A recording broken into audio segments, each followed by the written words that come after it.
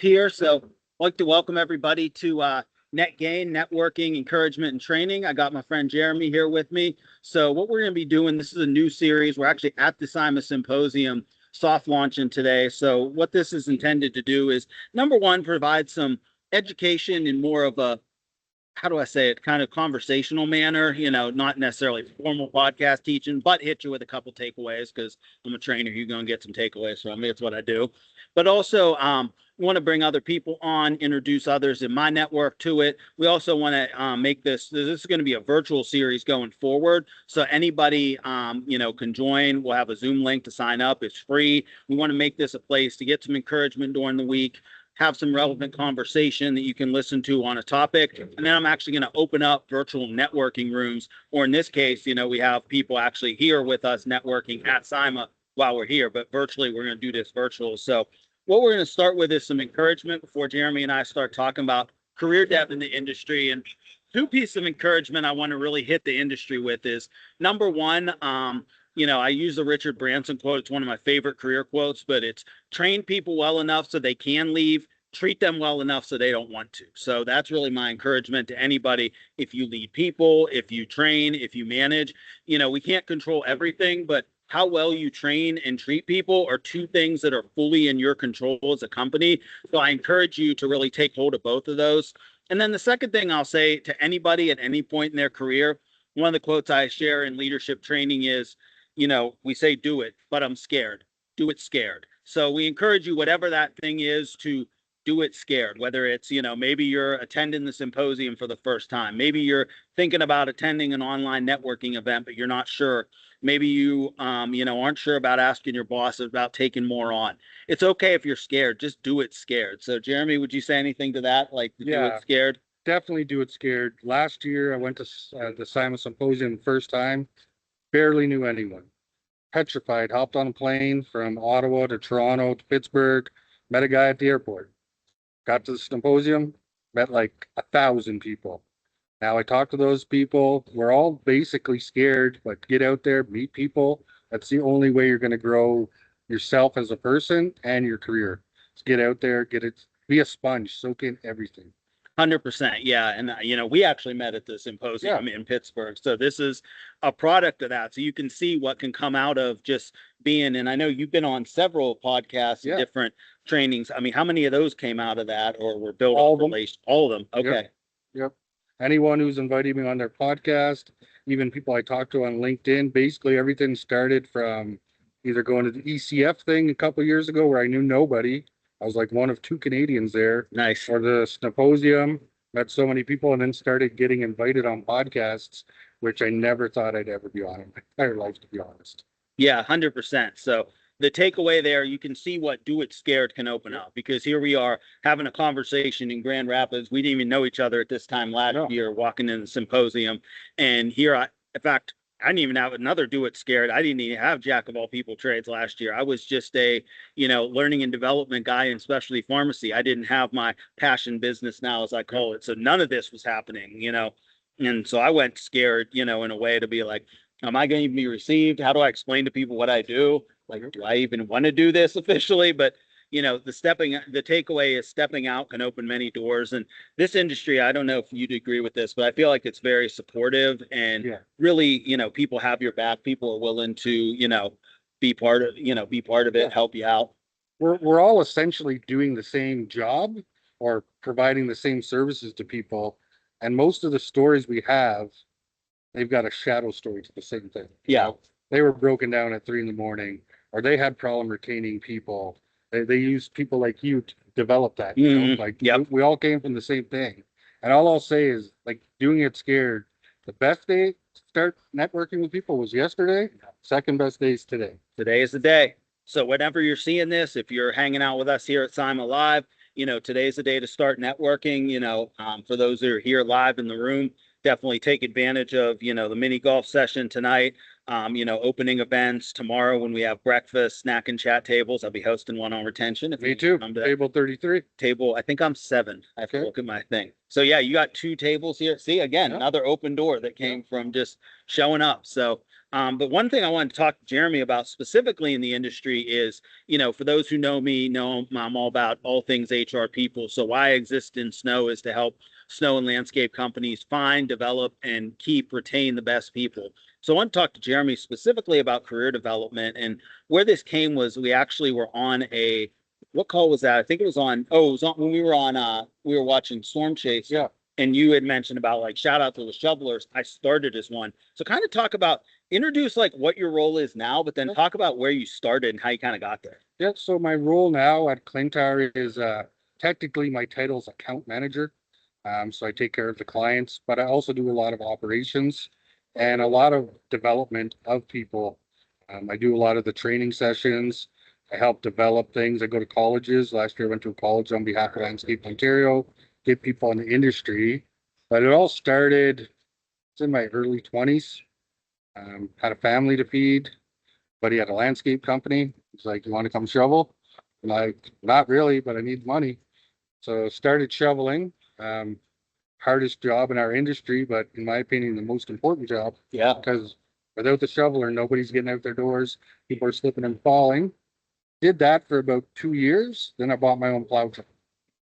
Had a plow truck for 3 or 4 years and started bigger equipment. I kind of fast tracked. I got into a company as a supervisor because I had a spraying license. Went from there, got out of the industry for a little bit, got back in the winter. Because honestly, if you're willing to work in this industry, the sky's the limit. Yeah. And then I started running big loaders for a company. I'd never driven a loader before in my life. Guy called in sick. They're like, "You want to drive the loader?" I'm like, "Okay." So taught myself how to drive it, which I don't recommend. You have to train your people. Like, don't do what I did. Like, people do it, lots of them, but we want to train the people. And from there, I only in machines now. If someone calls in sick, if it's a super long storm and we don't have enough people to fill the seats. Besides that, I'm teaching the people to run the equipment and I'm doing a lot of stuff in the background. So a lot of people out in the field think the ones in the background aren't doing anything. Grab some popcorn if y'all want some. So if y'all see us talking, we just chatting with everybody coming by. So, this is open networking. Sorry, cut across you. Go ahead. No, and I think a lot of people in our industry, that's where they started out as a shoveler. And this industry, you either love it or you're doing it because you need the money. And if you're doing it because you need the money, in my opinion, you're going to fall in love with it after 1 or 2 seasons. Yeah. Because you meet so many people with so many great stories. You can meet people been in prison, got their life straightened out. Yeah. Had addiction problems, got their life straightened out. It's all salt of the earth people in this industry. And in my opinion, everyone's out there to help each other. And like what we're doing now is helping people. Yeah. The symposium helps people. The SIMA symposium helps people. All those online chats that we have, the TV show. It's all because this industry is lifting each other up to make it better for the next generation coming behind us. And yeah, if you want to get in the industry, find a company, ask them, say, "Can you develop me a career path?" Yeah. If they're a good company, they're going to have an SOP on career paths. That's good. Because we want to grow people, right? We don't want someone come in, work first for 3 months, and then we never see them. Yeah. Because like people say, "Well, why am I going to train you? What if they leave?" Well, what if you don't train them and they stay? Love that. Love that. Yep. I forget who said that. I think it was down at Storks that was brought up. And it's so true. Like, we have to train the shoveler, we have to train the sidewalk guy, and most people, that's how they do it. Shoveling. Yep. Then maybe they get on a snow raider, then maybe a sidewalk tractor, then maybe a compact loader, tractor, then they're in the big machines, and then hopefully down the line, they're running throughs, like they're running sites. Yeah. And that's, I think most companies or most reputable companies, they want you to move in those stages, Yep. And don't feel you have to rush into that. Like some people can express lane right to the whatever, but some people it takes a season of shoveling, season on the snow raider, and some people, they just grab things quicker. But go at your own pace. If you're not comfortable, tell your supervisor so you need more training. And if it's a good supervisor, a good company, they're going to give you that training. Yeah.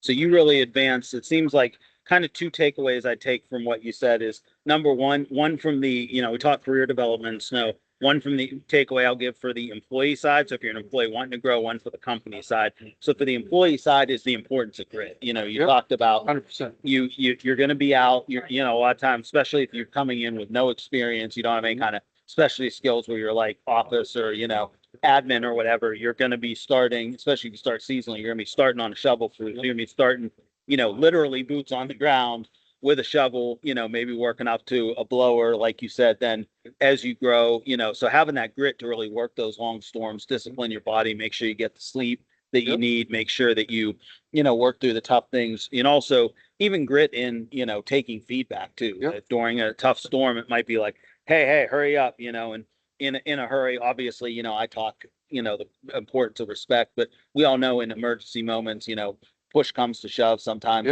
We're, we talk a little quicker and push a little more in our talk than we want to, but can you have the grit? And I'm not excusing, listening to bad behavior, but can you have the grit to be corrected and to learn from that and get better? So like the positive criticism, positive feedback, and honestly, when I started in this industry, I was on what was called the last chance crew.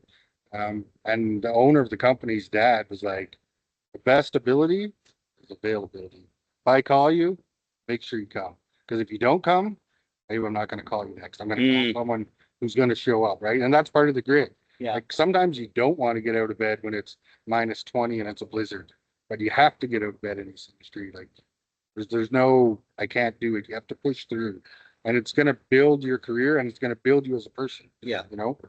So the takeaway is definitely have that grit, like Jeremy said, be available, be teachable, learnable. So that's my takeaway from our takeaway from the employee side. I would say from the employer side is think about with career paths, have actually, like you said, an SOP. So have it on paper. What does it look like? And you always I always say in the company, if you're thinking about career paths, you start with your biggest areas. You always kind of manage by rule, not exception. So I get that for something like me, what I did in like HR, that might be a little more nuanced or harder to find out, career path, but start with operations. If you're a snow, let's say you're a snow only business or snow and landscape, and you were talking about building for seasonal snow people, start with that. Start with how does a shoveler, what skills do they need to get to that snow? What training do they need? Document it, have people that can give it, have time that you allow for it, and then move on. Same thing with, how you go snow raider to, ATV, UTV, or maybe skid steer loader, have them maybe do the big passes with the loader. Maybe they come. And here's the thing too, part of grit can be for these seasonal guys, this can be a win-win for your team. Have somebody on your team that you pay some, overtime or extra hours for to come do some training cleanup after the storm, and maybe have some of those guys come either help in the cleanup, or if there's nothing to do cleanup wise, have them come for training on their own dime. Because if people are willing to invest in themselves, and that's a thing too, if you say like, hey, look, we're willing to train you, it's on you, you as a company pay your guys to provide the training, but it's really on the employee if they want to take it. That can be a way to get your skills up. But the takeaway for the employer is have that documented path. So have that, how do we go from shoveler to snow raider to equipment, and then also what skills you need to teach along there. And that's kind of where someone like me on the learning and development, like training side, comes in, is talk about, especially as you get to people skills. Because one thing that's often a mistake that comes into play when we start developing people to managers is we take people that are really good at their job and are like, okay, you're ready to be the crew leader, but being a people manager, as you probably know, is moving to it. It's a way different thing. You're now responsible for others, and there's a lot of skills in how you talk to people, how you hold people accountable, how you do one-on-ones. So come on in, man. Grab some popcorn if you want. No, I'm good. Okay, my man. We just hanging out here at Sima shooting some content. But yeah, the takeaway there is really have that path and have training, especially for your people managers, of like, what does good communication look like? What is the do's and don'ts? I think a big one in snow that, I know kind of the old school mentality is like, whatever, just get it done. But I think with the newer generations, like things like emotional intelligence are really going to come into play, because I think the newer generation, some people have said, oh, they're soft, they don't take it. But at the other hand, they also, I think, stand up for themselves more in that aspect of like how I will and won't be talked to. So for you as a leader to be able to, and that doesn't mean you can't. I think a lot of people, sometimes in a fast-paced blue-collar industry confuse something like emotional intelligence for softness. You can be 100% emotionally intelligent and still hold somebody 100% accountable. Yeah, 100%. Like, so I've been in the industry over 20 years, and the way that my boss talked to me 20 years ago, I couldn't talk to my employees like that today, because maybe that was acceptable 20 years ago. It's not acceptable now. And 20 years ago, I was a guy who needed a job to feed my family, so I wasn't going to talk back. But even like my daughter's 20. If I talked to her the way that he talked to me, she would like, yeah, no, not having any of that. See ya. I'll go work somewhere else. Somewhere that shows me the respect. I get people do say that generation's soft. And I don't agree they're soft. I think they're actually more advanced than we were, and they're more in touch with their feelings, and they know that they have to do this job, but they also know that that job comes with a level of respect. Yeah. Where when I started out, I felt like I was just a guy pushing snow. You know, like I didn't feel that I was doing something as important as it actually is. And that's something I stress to all of our employees. You're not just a shoveler, you're not just a loader operator. You're the emergency services for the emergency services. You're keeping your community safe. Without us, the community shuts down. 100%. And without people in your field, HR, I can't do my job because I don't have the staffing people. Yep. You know, like we started a thing.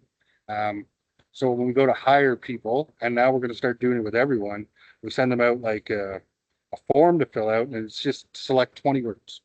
And it goes into an algorithm. Yeah. And it'll tell us this person's an independent thinker, this person's this person, and then we can kind of gear their career path towards that. Like, so I'm a client person, but when I did my intelligence thing, I was nowhere near a client person. So I have to work hard for that. So I might not be in the right seat, but I'm doing that job. Or now we're utilizing this computer algorithm to help us place people in the right position so they can succeed, right? Yeah. You know? No, that's really good. So I think the final takeaway I'll add with or end with for the recording here is kind of to piggyback off what Jeremy said about the current generation and, you know, what they're expecting as far as respect. But I will say the positive other end of that, because some people might just say, oh, they're soft. I can't do what I do. I'm done with them. But if you challenge yourself as a leader and change and say, I'm going to be emotionally intelligent, communicate, if you get them to buy into you, they will be extremely loyal because they are looking for that community. They are looking for that place to belong and to work and to build that career. And I will say that, you know, even in this industry, I found that, you know, I mean, this is just my anecdotal experience, but times where I've yelled or raised my voice, I hardly ever get the results I want. Maybe I will out of compliance, but times when I've actually sat down with someone who's struggling and being like, hey, look, I'm not getting what I'm needed, but tell me what's going on. I feel like I get more results, better results, you know, and more buy-in long term. Yeah, my grandma used to say thing, you catch more bees with honey. So if you're nicer to them, they're going to buy in, you know, and they're going to follow you because you're the kind of leader they want to follow. You know, 100%. like my daughters are on social media, that whole generation. Our generation's on social media too, but we didn't grow up with it. Right. Yeah. And they've got those communities, right, of like-minded individuals who bring each other up. They're not beating each other down, you know? Yeah. And as a leader, you have to really not just talk the talk, you got to walk the walk when it comes to that. 100%. We're going to sign off now because I actually have another thing I got to get to here at SIMA. But just so y'all see, if you're seeing this later, what we're going to be doing with Net Gain once it goes totally virtual is we're going to start off with sessions like this. So I'm going to be looking for guests. So if you want to be featured or know somebody that wants to be featured, we're going to talk about different topics like we talked about career development today. It's going to be a little bit like you see podcasty style, but also a little bit, you know, teaching style. I'm going to hit with some takeaways that you can really use for your own professional development. So you can use this video as part of your professional dev. And then what we're going to do with the second half of it, once we're virtual, is actually break out. If we have a small group, we'll just stay in the Zoom room and open to networking, maybe have some prompts. Or if we have bigger groups, we might break up into different Zoom rooms and do some networking. So it'll give you a chance just to network. Obviously, we're at SIMA, so we got the whole next few days to network. So anything final to sign off with, Jeremy? No, just like Evan said, do it scared. Do it scared. That's the word right there. All right. With no weather, but you ain't gon' slip and fall with that. Why? Cause we snow fighters, we assaulting that. Get it, salting that. King me this salting rap. Clown brokers, end of the road. This a cul-de-sac. Blackout with white glove service. That's the coldest facts. Sparks fly. on a mission. How we